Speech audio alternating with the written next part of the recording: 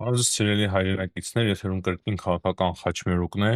Այսօր արդեն հունվարի 6-ն է, ինչի համար շնորհավորում եմ բոլորին, բոլոր հայ առաքելական եկեղեցու հետևորդներին, Սուրբ Ծննդյան եւ Մկրտության կապակցությամբ, եւ հաշվի առնելով, որ օրը տոնական է, չեմ ուզում խորանալ այն հարցերին, որոնք որ առնչվում են մեր եկեղեցուն, չնայած որ հայտարարություններ ունենք Մայրաթոր Սուրբ Էջմիածնից, հայտարարությամբ է հանդես եկել Ռուբեն Ռուբինյանը, էլի հայտարարություններ եւ իրադարձություններ կան եկեղեցու շուրջ, բայց լավ կլինի այսօր չխոսենք այդ մասին, առիթ ունենք խոսելու միանշանակ, այլ միանգամից սկսենք անդրադառնալ Ալիևի կողմից արված հայտարարություններին, թե ինչ է տեղի ունենում Իրանի շուրջ կարևոր զարգացումներ են հիմա, շատ կարևոր հետաքրքիր ուղերձներ ենք ստանում Միացյալ Նահանգներից Իրանի վերաբերյալ, նաև Ռուսաստանի Դաշնության մասով հետաքրքիր շատ ուղերձներ եւ ակնարկներ է անում Ամերիկայի Միացյալ Նահանգների պետքարտուղարությունը ռուսերենով։ Վենեսուելայում ամեն ինչ հանգիստ չէ, բավականին խառն է իրավիճակը եւ այսօրվա մեր հաղորդման ընթացքում փորձենք հասկանալ, թե ինչ է հիմա տեղի ունենում։ Եվ երևի թե սկսենք Իլհամ Ալիևի հայտարարություններից, սակայն նախքան դա անպայման հիշեցնեմ նաև լայքերի համար, դա չափազանց կարևոր է, ինչպես նաև բաժանորդագրումների համար, սիրելի հայրենակիցներ, այս տոնական օրով դա շատ կարևոր է մեզ համար։ Ինչ վերաբերվում է Ալիևի հայտարարություններին, Հայաստանի մասով բավականին կարևոր եւ պոզիտիվ հայտարարություններ են հնչել, հետաքրքիր է, բայց փաստ է, ես սիրում եմ իրերը կոչել իրենց անուններով, երբ որ բացասական հայտարարություններ են լինում, բայց Հայաստանից կարծես չեն ուզում դա նկատել, ես ասում եմ, որ ահա, այս հայտարարությունը վտանգավոր է կամ այս գործողությունը վտանգավոր է, իսկ երբ որ պոզիտիվ է հնչում, պետք է ասենք այն, որ պոզիտիվ է հնչում։ Եվ Ալիևը ասում է, որ անցած տարին իսկապես կարևոր էր նրանով, որ հենց 2025 թվականին խաղաղություն հաստատվեց Ադրբեջանի եւ Հայաստանի միջև եւ պատերազմը ավարտվեց Հայաստանի եւ Ադրբեջանի միջև, ու նրա խոսքերով մենք արդեն մի քանի ամիս է ապրում ենք խաղաղության մեջ եւ նա ասում է, որ մենք սովորում ենք, թե ինչ է նշանակում ապրել խաղաղության մեջ։ Ինչ որ միտեղ կարծես թե Փաշինյանի խոսքերն է կրկնել Ալիևը եւ դրանից բացի շարունակելով ասել է, որ Հայաստանը կարող է հաղթահարել ստեղծված փակուղին, Ադրբեջանի եւ Հայաստանի միջև ճանապարհները կբացվեն, Թուրքիայի եւ Հայաստանի միջև նույնպես ճանապարհները կբացվեն, Հայաստանը Նախիջևանի միջոցով հասանելիություն կստանա Իրանին, իսկ Ադրբեջանի միջոցով Ռուսաստանի Դաշնությանը, ու Ալիևի խոսքերով սա նաև Հայաստանի համար է օգտակար, տնտեսական կամ տրանսպորտային տեսանկյունից պարտավորներ չեն լինի, Ալիևի խոսքերով, ով իրեն պարտաված կհամարի իր խնդիրն է, սակայն պրագմատիկ նայելու դեպքում բոլորը իրենց օգուտը կունենան, ասել է Ալիևը։ Դե տեսնենք, կարծես թե հայտարարությունների մակարդակով տարին լավ է սկսվում։ Էրդողանն էլ ինչ-որ հայտարարություններ է արել, որը որ մասամբ վերաբերվել է Հայաստանին եւ 40-օրյա պատերազմին։ Նրա խոսքերով Թուրքիայի ընդդիմությունը 44-օրյա պատերազմի ժամանակ հայկական Սփյուռքի հետ ներդաշնակ քայլեր է ձեռնարկել, նմանատիպ դիրքորոշումներ է հայտնել եւ խնդիրներ է ստեղծել իրենց պաշտպանությանը եղբայրական Ադրբեջանին։ Բայց կարծում եմ, որ այս հայտարարությունը հիմնականում ներքին նշանակություն ունի, ներքին լսարանի համար է ուղղված եւ որոշ գործողությունների համար եւ մեծ հաշվով մեր շատ չի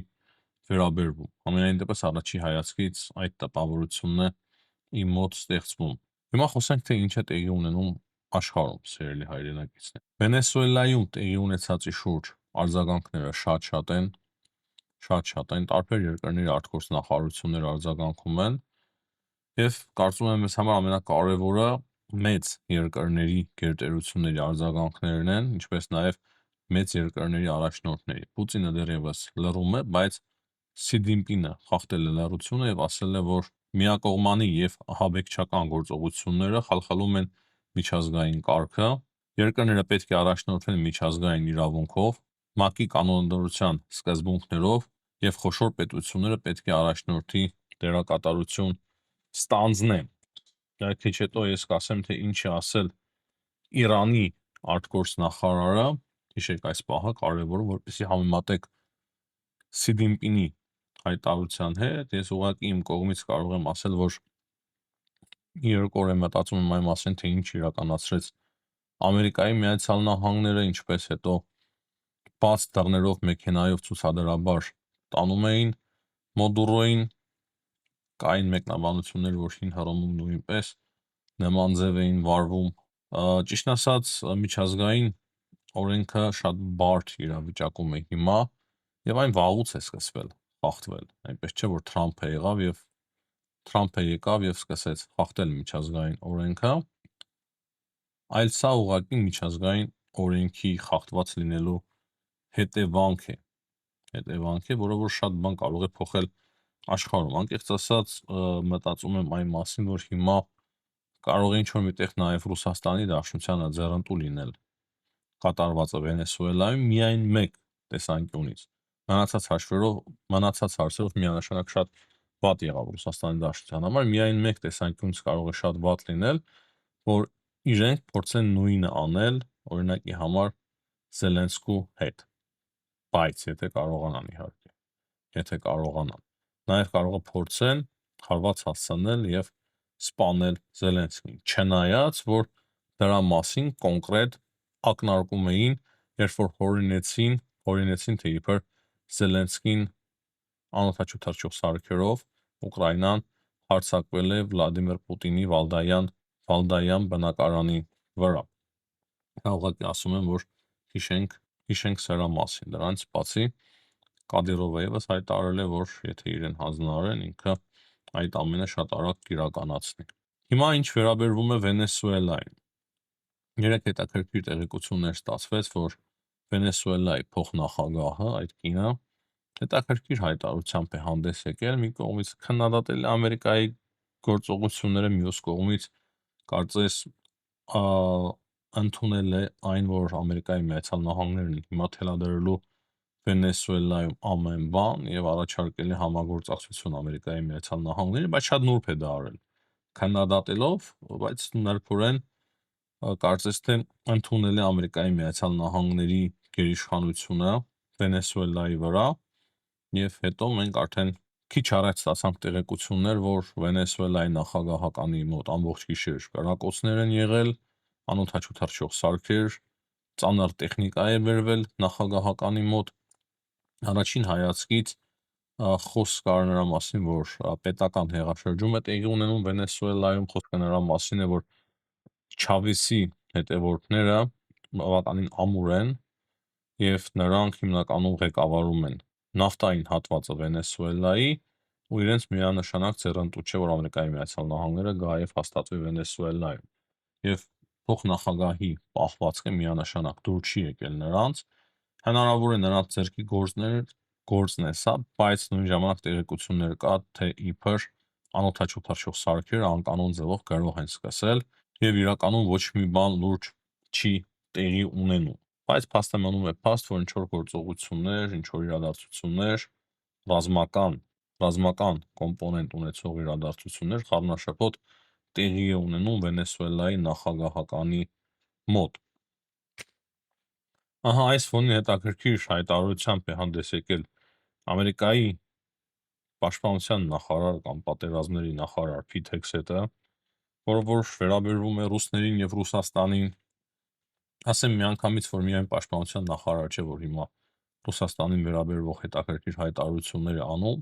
դե Թրամփի հայտարարությունների մասին երեք խոսեցինք,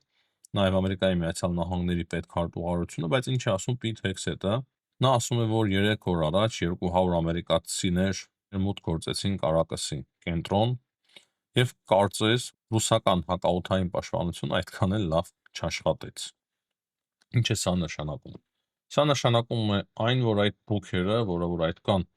գովում է Ռուսաստանի Դաշնությունը եւ միլիարդ դոլարների հակաօդային պաշտպանությունները մատակարարել Վենեսուելային, ոչինչ չի պետք չեկավ եւ դրանք ուղղակի երկաթե ջարդում են, ինչի մասին ես ասում էի վաղուց, դե շատ պարզ է բնական է։ Իրենք էլ կարծում եմ հիմա Ռուսաստանում սարսափեցին տեսնելով թե ինչ տեղի ունեցավ Վենեսուելայում, թե ինչքան անպաշտպան է իրենց հակաօդային պաշտպանությունը։ Դա տեսավ նաև Իրանը, կարծում եմ։ Դա տեսան նաև Չինաստանում։ Հիմա կարևոր է խոսել, թե ինչ է ասել Ամերիկայի Միացյալ Նահանգների պետքարտուղարությունը ռուսերենով, եւ ռուսերենով Ամերիկայի Միացյալ Նահանգների պետքարտուղարությունը գրել է հետեւյալը. «Не играйте в игры с президентом Трампом». Խաղեր մի խաղացեք նախագահ Թրամփի հետ։ Президент Трамп человек действия, не знали, теперь знаете։ Ասում է Թրամփը գործողությունների մարդ է, եթե մինչև հիմա չգիտեիք, գիտեցեք։ Այս ամենը գրել է Ամերիկայի Միացյալ Նահանգների պետքարտուղարությունը ռուսերեն լեզվով։ Դատեք ինքներդ։ Այդ կարծես մի պահ շեղվեցինք Վենեսուելայից, թե ինչ է տեղի ունենում Վենեսուելայում, հետաքրքիր տեղեկություններ է հաղորդում նաև Պոլիտիկոն այն մասին, որ Թրամփի վարչակազմը պահանջել է Վենեսուելայի այս ժամանակավոր իշխանություններից, որպեսզի նրանք խզեն իրենց բոլոր նավթային կապերը այն երկրների հետ, որոնք որ համարվում են Ամերիկայի Միացյալ Նահանգների թշնամի կամ հակառակորդ, դրանից բացի թմրանյութերի մասով եւս Ամերիկայի Միացյալ Նահանգները լուրջ փոփոխություններ եւ պայքար է ակնկալում Վենեսուելայի իշխանությունների կողմից։ Եվ որպեսզի ավելի լավ հասկանանք տեղի ունեցածը, սիրելի հայրենակիցներ, Վենեսուելայում, հիմա անընդհատ ասում են Վենեսուելա, քանի որ սա իրոք շատ լուրջ պատմական իրադարձություններ է, երբ եք տեսել, որ Ամերիկայի Միացյալ Նահանգները մտնեն որևիցե երկիր եւ առևանգեն նախագահին։ Սադամ Հուսեյնի հետ տեղի ունեցածը լրիվ այլ էր, Լիբիայում տեղի ունեցածը ուրիշ էր, Սիրիայում տեղի ունեցածը ուրիշ էր, սա լրիվ ուրիշ իրավիճակ է։ Լրիվ փոխում է խաղի կանոնները ամբողջ աշխարհում։ Ու որպեսզի ավելի լավ հասկանանք, Ամերիկայի Միացյալ Նահանգների պետքարտուղարությունը մեկ այլ հայտարարություն եւս տարածել է, հետաքրքիր հայտարարություններ են տարածում, նման բան նախկինում չէր տեսնի Ամերիկայի Միացյալ Նահանգներից, ու ասում է, որ այս աշխարհամասը, հարավային եւ հյուսիսային Ամերիկաները իրենց հետաքրքրությունների դաշտ է։ Այսինքն, հստակ ասում է Ամերիկայի Միացյալ Նահանգները, որ հյուսիսային եւ հարավային Ամերիկան, ինչպես նաև Գրենլանդիան, դա մեր հետաքրքրությունների մասը եւ մենք կանենք ամեն ինչ այդ բոլոր երկրներում, որոնք որ հակաամերիկյան գործողություններ են ծավալում կամ բռնապետական ռեժիմներ են։ Բայց միայն այնպես չէ, որ հարավային եւ հյուսիսային Ամերիկաներով է հետաքրքրվում Ամերիկայի Միացյալ Նահանգները, Իրանի մասով եւս հետաքրքիր տեղեկություններ ունենք, ասեմ միանգամից, որ Իրանում ցույցերը շարունակվում են, բավականին բարդ է իրավիճակը, այնպես չէ, որ ամեն ինչ Իրանում հանդարտվեց շատ արագ եւ երեք Դոնալդ Թրամփը նկարվել է սենատոր Լինսի Գրեմի հետ, ով որ միշտ խոսում է Իրանից եւ միշտ կողմ է, որպեսզի Իրանում լուրջ փոփոխություններ տեղի ունենան, այդ թվում նաեւ ռազմական ուժի միջոցով եւ Թրամփի ձեռքերում եղել է գլխարկ, որի վրա որ գրված է եղել կրկին Իրանը հզոր դարձնենք։ Ես կարծում եմ, սա շատ լուրջ ակնարկ է Իրանին, դրանից հետո արդեն սենատոր Լինսի Գրեմը հարցազրույց է տվել Fox News-ին եւ հստակ սպառնալիքներ է հնչեցրել Իրանի հասցեին ու կրկնել է այդ գլխարկի վրա գրված խոսքը, որ Թրամփի վարչակազմը կրկին անելու է ամեն ինչ, որպեսզի Իրանը դառնա կրկին հզոր։ Պարզ է, չի հասկանում ենք ինչ նկատի ունեն ասելով, որ Իրանը դառնա կրկին հզոր։ Կատարվածին արձագանքել են նաև Իրանի արտգործ նախարար Աբբաս Արաքչին, փաստացին արձագանքել է ոչ միայն այդ հայտարարություններին, այլ նաև արձագանքել է Վենեսուելայի նախագահ Մադուրոյի ձերբակալությանը, նրա խոսքերով Թրամփի գործողությունները հետ են վերադարձնում աշխարհը ջունգլիների օրենք, ու դա նշանակում է, որ ամենաուժեղները կարող են անել ամեն ինչ իրենք ցանկանան։ Ճիշտ ասած, համաձայն եմ Իրանի արտգործ նախարարի հետ, բայց իրավիճակը շատ վաղուց է եռում էր եւ գալիս էր այս իրավիճակին, երբ որ Ռուսաստանի Դաշնությունը սկսեց իր գործողությունները, երբ որ Իրանը սկսեց իրեն ագրեսիվ պահել, Չինաստանը հզորացավ, իսկ Չինաստանը շատ հետաքրքիր եւ զուսպ առաջին հայացքից զուսպ պահվածք ունեցող երկիր է, բայց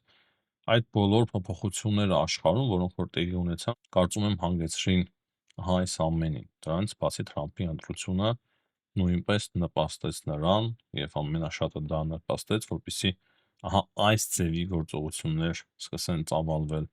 աշխարհում։ Ասեմ, որ Գրենլանդիայի շուրջ էլ իրավիճակը չափազանց լարված է Թրամփի նոր հայտարարություններից հետո։ Դանիայի վարչապետը հայտարարել է, որ Գրենլանդիան ՆԱՏՕ-ի անդամ է եւ միշտ էլ լավ դաշնակից է եղել ՆԱՏՕ-ի համար, այսինքն ասում է, որ ինչ խնդիր, որ չինական եւ ռուսական նավերը պատատում են Գրենլանդիայի շուրջ, Գրենլանդիան ՆԱՏՕ-ի